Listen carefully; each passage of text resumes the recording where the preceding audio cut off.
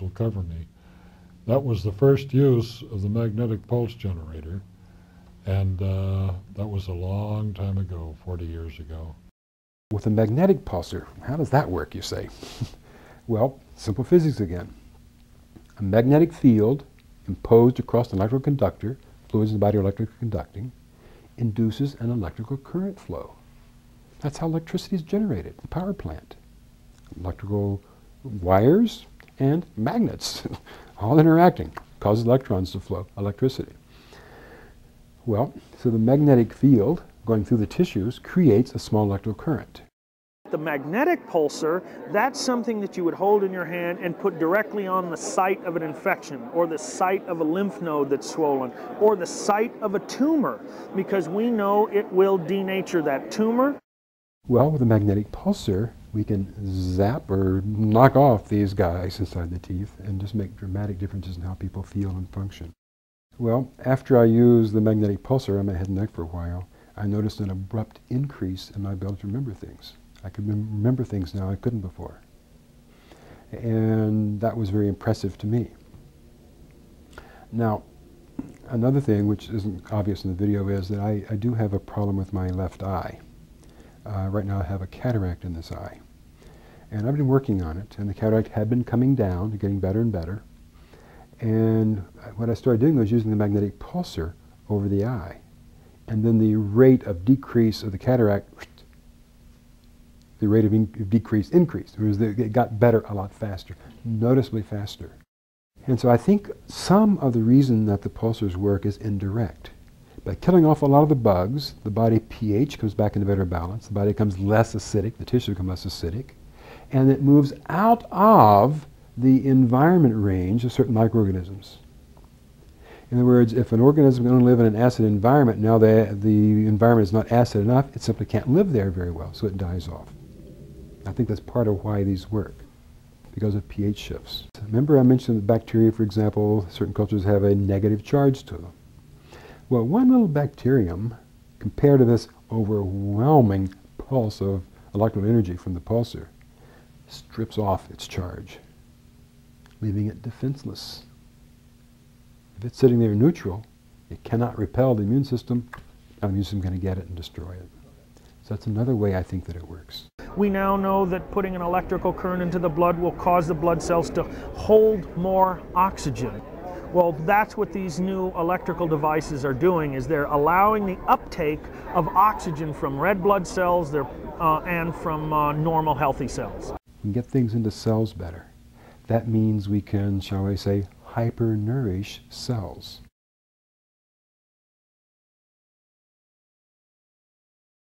Drinking ionic colloidal silver.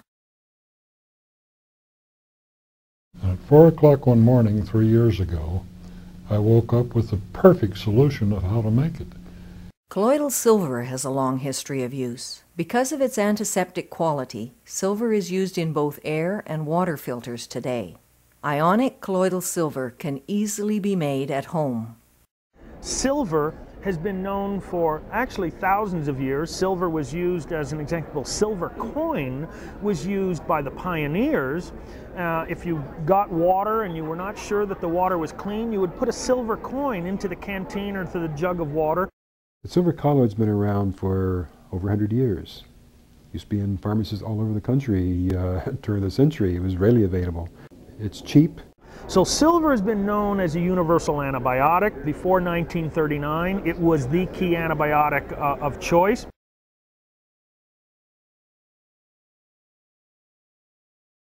Freshly ozonating water.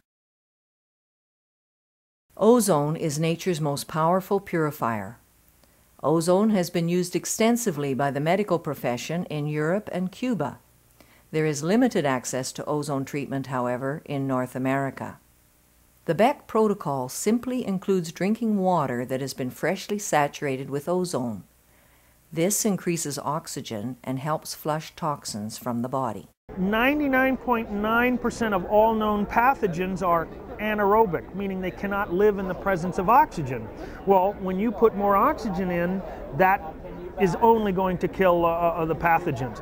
We know this is true because Otto Warburg, MD, is the only medical doctor in the history of medicine to win 2 Nobel Prizes for medicine in cancer research. He proved that cancer cells can only proliferate with the absence of oxygen. And we later added ozone fairly recently, O3, which is used all over Europe. 7,000 medical doctors in Germany alone use ozone as their first line of defense.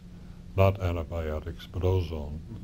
Since most diseases are anaerobic, they can't live in an oxygen environment. So now we have the detoxification phase under control.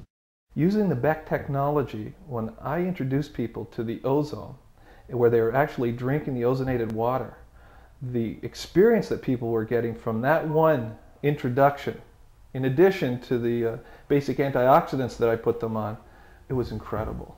I can't even begin to tell you the energy that people were experiencing. Now, they were using the ozonator as much as twice and 3 times a day, where I would ozonate about 8 to 10 ounces of water. They'd drink it in the morning.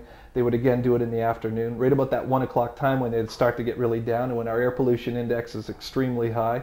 And then they do it again in the evening at around 6 or 7. But within 3 days, we saw incredible things happen to people where all of a sudden they were getting their energy back and the air pollution index hadn't changed yet.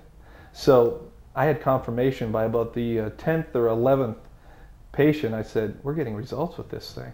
Now that's a marvelous thing to do to the body, because the oxygen from that O3 is a very, very potent form of oxygen. You don't breathe it, you drink it.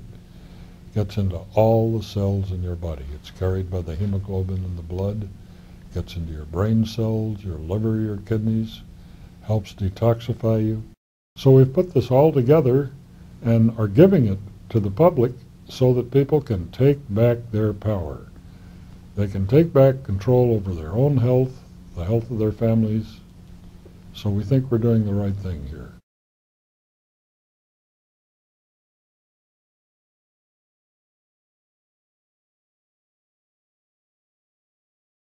So I was helping them with different nutritional therapies. And at that time, I didn't have the Beck technology. And I always felt like something was missing. There was a piece of the puzzle missing, because I could get people to a certain level of health using nutritional therapies, but I could never get them to get over the hump where they weren't always codependent upon the nutritional supplements. And what it seemed to do is it seemed to catapult them 3 to 4 weeks further into the program, so they now were able to get a better benefit from the supplements, and they were also able to get a better benefit from the food that they were eating. And through that technology, I've been able to expand my service for people and help them in many, many areas, from helping people with different viral infections, from simple herpes up to people suffering from HIV. Another area where I've had incredible success is in the area of people with fatigue, especially chronic fatigue, because no matter what the specific need is, the need is always to try and re-energize the body, bring the basic energy up, and at the same time try and reduce the amount of toxicity. And this type of therapy works at such a high level. I've never been so impressed by anything, and I've seen a lot of different types of therapy. I use it on every cancer patient. So I have clients, I don't even use the term patient, because they're doing their own modalities. I'm giving them the tools, and the tools that work are the ones they use. So I will help them to learn, because naturopathic is an education. We're educating them, so we give them those tools. They take it home, and it's a very simple machine. It's very inexpensive. They take it home, they can use it. Back in February of 1998, I had come down with some debilitating symptoms, which I later found out was Epstein-Barr virus and/or chronic fatigue syndrome. Basically, I was perfectly fine one day, and then the next day I was bedridden. I had symptoms of extreme pain in my back, in my neck and my shoulders. I was tired all the time. I had problems with my joints popping. I was eating a lot. I was gaining a lot of weight.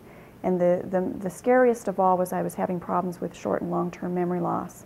But for the most part, I was bedridden about